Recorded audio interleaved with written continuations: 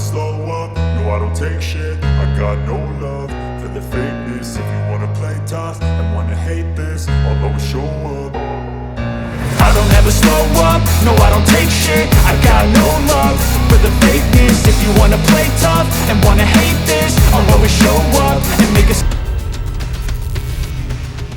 देखो यूएसए के इलेक्शंस में दो तरह के वोट होते हैं, एक तो जो आम जनता वोट करती है वो, दूसरा होता है पैसे वाले वोट। जो ये पैसे वाले वोट है ना, ये सबसे ज़्यादा इंपॉर्टेंट है, क्योंकि अमेरिका में जो भी पार्टी चुनाव लड़ती है, बेशक वो रिपब्लिक हो या फिर डेमोक्रेटिक, वो इन इलेक्शंस में खुला पैसा मिलियंस ऑफ डॉलर बहा देती है। उनके ऊपर भारत की तरह कोई ऐसी लिमिटेशंस नहीं होती कि आप सिर्फ इतना ही पैसा इलेक्शंस के ऊपर खर्च कर सकते हो, लेकिन दिक्कत ये है कि उनको वो पैसा इकट्ठा करना होता है आम जनता से, बड़े बिजनेसमैनों से, या फिर कुछ ऐसे सुपर शार्क्स बने होते हैं जिनको बड़े बड़े बिजनेसमैन पैसा देते हैं और वो फिर अपने हिसाब से किसी पार्टी के लिए वहाँ पे पैसा खर्च करते हैं। जैसे अमेरिका का एक राज्य है पेंसिल्वेनिया, वहाँ पर 20 जगह इलेक्शन होने हैं और वहाँ पर कमला हैरिस और डोनाल्ड ट्रंप खुलकर पैसा बहा रहे हैं, लेकिन उन पैसा बहाने वाले लोगों में सबसे ज़्यादा है हिंदू लोग। आप यकीन नहीं करोगे, 2015 में यूएसए में जो अमीर हिंदुओं की संख्या थी वो थी तकरीबन 15 से 16 लाख, लेकिन 2024 आते आते हमारी संख्या दुगनी से ज़्यादा होकर 35 लाख हो चुकी है। शायद इसीलिए डोनाल्ड ट्रंप जो है वो हिंदू वोट को इतना ज़्यादा फोकस कर रहे हैं, हिंदुओं के पक्ष में बयान भी दे रहे हैं। दूसरी बात यह है कि यूएसए की जितनी भी बड़ी कंपनियां हैं उनमें ज़्यादातर जो हायर अथॉरिटीज़ हैं या हायर पोस्ट पर हैं वो हिंदू लोग ही बैठे हैं। गूगल के सुंदर पिचाई ले लो, माइक्रोसॉफ्ट में भी ज़्यादातर हिंदू कम्युनिटी के लोग हैं, और हिंदू के टॉप पोस्ट पर बैठने का मतलब है कि हिंदुओं का अमेरिकन इलेक्शंस में इन्फ्लुएंस ज़्यादा होगा। यही कारण है कि दोनों पार्टियां खासतौर पर अब इस बार के इलेक्शंस में हिंदू वोट को इग्नोर नहीं कर रही। दोनों पार्टियां चाहती हैं कि जो हिंदू वोट है वो उनके लिए कन्वर्ट हो जाए।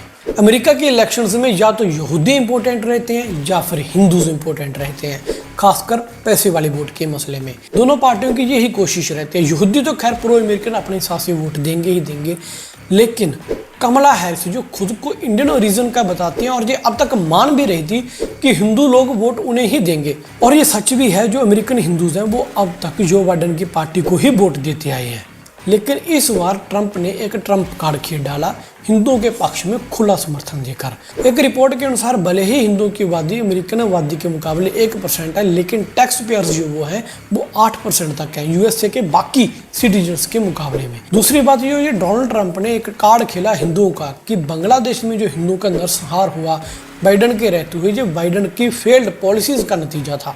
अगर ट्रंप वहाँ पे होते तो ऐसा कुछ नहीं होने देते। इससे उन्होंने बड़े लेवल पर, मास लेवल पर हिंदू वोट को अपने साथ किया। कमला हैरिस जो अब तक समझ रही थी कि वो इंडियन ओरिजिन की है, हिंदू की वोट तो उन्हें मिल ही जाएगी, अब वो हिंदुओं को छोड़कर जो साउथ अफ्रीकन लोग अमेरिका में रह रहे थे या दूसरे लोग गोरे लोग थे उनको फोकस करने जा रही थी। ट्रंप की पार्टी में कई सीनियर पोस्ट्स के ऊपर भी हिंदू काम कर रहे हैं। वहां पे एक एग्जांपल ला लीजिए, एक पी जिंदल साहब है। हालांकि उन्होंने वहां पर जाके अपना नाम कुछ अलग तरीके से बना लिया ताकि वहां के लोगों को लेना आसान हो जाए, लेकिन थे वो भी एक हिंदू। भले ही उन्होंने एक हिंदू होने के नाते बड़े लेवल पे काम नहीं किया, लेकिन ये एक अरोड़ा साहब है जो ट्रंप की पार्टी में रहते हैं और खुलकर प्राउडली कहते हैं कि अगर आपको मुझसे दिक्कत है तो रहे, मुझे उससे फ़र्क नहीं पड़ता, लेकिन मैं हिंदू होने पर प्राउड फील करता हूँ और मैं हिंदू कम्युनिटी को बिलोंग करता हूँ।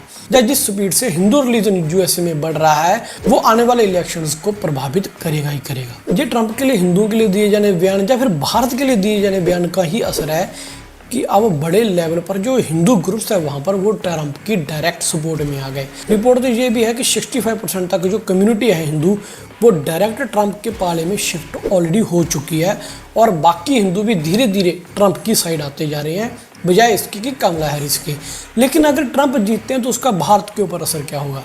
दोस्तों, ट्रंप ने एक पॉलिसी अपनाई है यूएसए फर्स्ट की कि वो अमेरिका के लोगों से टैक्स नहीं वसूलेंगे, लेकिन बाकी देशों से जो भी डील करते हैं, बिजनेस करते हैं, उनके ऊपर हाई टैरिफ्स लगा के यूएसए की इकोनॉमी चलाएंगे। वो यूएसए को एक देश ना होकर कंपनी की तरह चलाना चाहते हैं।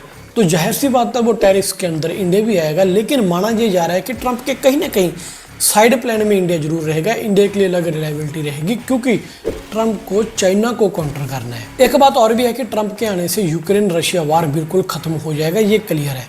रशिया के ऊपर जो सैंक्शंस लगे हैं वो सारे हट जाएंगे, ज़्यादातर ये मेरा मानना है। रशिया के साथ डील करने की बजाय से जो बाइडेन ने अब तकरीबन दुनिया भर की 400 बड़ी कंपनियों के ऊपर सैंक्शन लगाए हैं, जिनमें 19 कंपनियां भारत की हैं, जिसमें हमारी DRDO का भी नाम शामिल है। इसके पीछे उन्होंने दोष क्या लगाया था कि जो DRDO है या जो हमारी वो 19 कंपनियां हैं वो ड्यूल पर्पस सिस्टम रशिया को बेच रही हैं। उदाहरण के लिए मान लीजिए कोई माइक्रोचिप है जो कि टीवी LED बनाने में भी काम आ रही है, लेकिन कोई वेपन बनाने के भी काम आ रही है। हम कह तो ये रहे हैं कि हम LED बनाने के लिए रशिया को बेच रहे हैं, लेकिन वो इस्तेमाल हो रही है वेपन्स में, जिसके चलते यूएसए अलग अलग कंपनियों के ऊपर, अलग अलग देशों के ऊपर सैंक्शन लगा रहा है। खुशी की बात यह है कि हमारी कंपनीज ने जो बाउंस बैक किया, कोई कंपनी यूएसए के सैंक्शंस के खिलाफ डरी नहीं, बाकायदा और बढ़ चढ़ कर हम रशिया और बाकी देशों के साथ डील करने लगे। जो रशिया के पुतिन आइसोलेट होते जा रहे थे, धीरे धीरे लोग अब उनके साथ होने लग गए। ट्रंप ने इसी नब्ज को पकड़ा। ट्रंप का कहना है कि इन सैंक्शंस की वजह से हमारे जो लोग हैं, हमारे से जो बाकी देश हैं, वो दूर होते जा रहे हैं, यूएसए अकेला पड़ता जा रहा है। तो वो सैंक्शंस हटेंगे, इसका फायदा भारत की कंपनीज को होगा। ताइवान को ट्रंप इतना सीरियसली नहीं लेने वाले, वो फोकस करेंगे साउथ चाइना सी में।